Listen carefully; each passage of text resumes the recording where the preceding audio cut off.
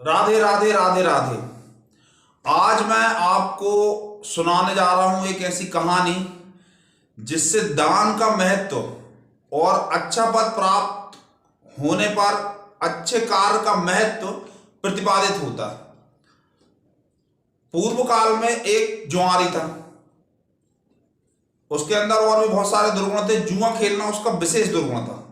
एक दिन उसने कपट में जुए में बहुत सारा धन जीत लिया और धन जीतने के बाद में उसने एक बढ़िया पान का बीड़ा लगवाया, कुछ मीठा लिया, एक माला ली, कुछ पुष्प लिए और गंध सेंट लिया और ये सब सामान लेके वो दौड़ा एक नर्तकी के घर की तरफ। रास्ते में ठोकर लगी, गिर गया, मूर्छित हो गया।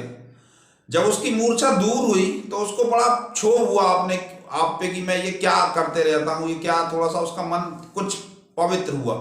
जैसे ही उसकी मूर्छा दूर हुई तो कुछ क्षणों के लिए उस समय शुद्ध चित्त से उसने वो सारी सामग्री पास में एक शंकर जी के मंदिर में शिवलिंग के ऊपर समर्पित कर दी। कुछ समय बाद वो मर गया, मृत्यु हो गई। मृत्यु के बाद जब वो पहुंचा यमराज की अदालत में तो यमराज ने कहा कि भाई इसको तो डाल दो नरक में, अब इसको तो नरक ही नरक भोगना। तो उसने कहा कि महाराज मैंने अपने जीवन में कभी कोई पुण्य नहीं किया क्या, मतलब मैंने कुछ अपने जीवन में कोई पुण्य किया ही नहीं है। तो चित्रगुप्त जी ने देख के उसको एक बात बताई कि तुमने शंकर जी के ऊपर इत्र, पुष्प, माला, फल, मिष्ठान आदि समर्पित करे हैं।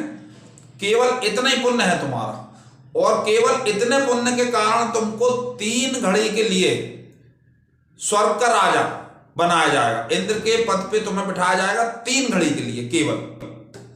ठीक है, 3 घड़ी आप समझ लीजिए 2.25 घंटे लगभग। तो उसने कहा कि पहले आप ऐसा करो महाराज, पहले मुझे अपने पुण्य का ही फल दे दो, बाद में आप मुझे पाप का फल देना। तो ठीक है, इंद्र ने कहा क्या बात है, कोई बात नहीं, ठीक है, पहले इसको पुण्य का फल भोगने के लिए दे दो, बाद में इसको पाप का फल भुगता देंगे।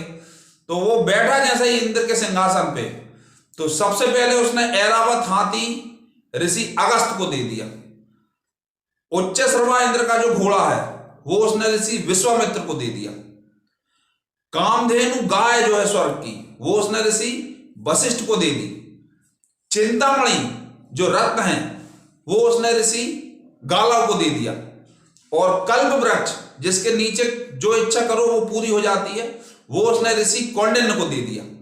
इस तरह से 3 घड़ी पूरी होने तक वो दान करता ही गया, क्योंकि उसका दान करने का, देने का अभ्यास था। 3 घड़ी पूरी हुई, वो इंद्र के सिंहासन से उतर गया। इंद्र वापस आए तो उन्होंने देखा कि अमरावती तो पूरी सूनी पड़ी हुई। तो बताया उनको, उनके गुरु ने कि भाई इन्होंने सब दान कर दिया है।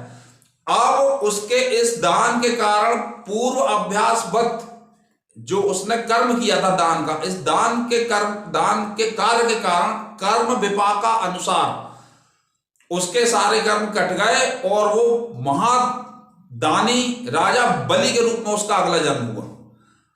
तो ये बलि के पूर्व जन्म की कहानी मैंने आपको बताई। अगले पार्ट में मैं आपको बताने जा रहा हूं राजा बलि की कहानी।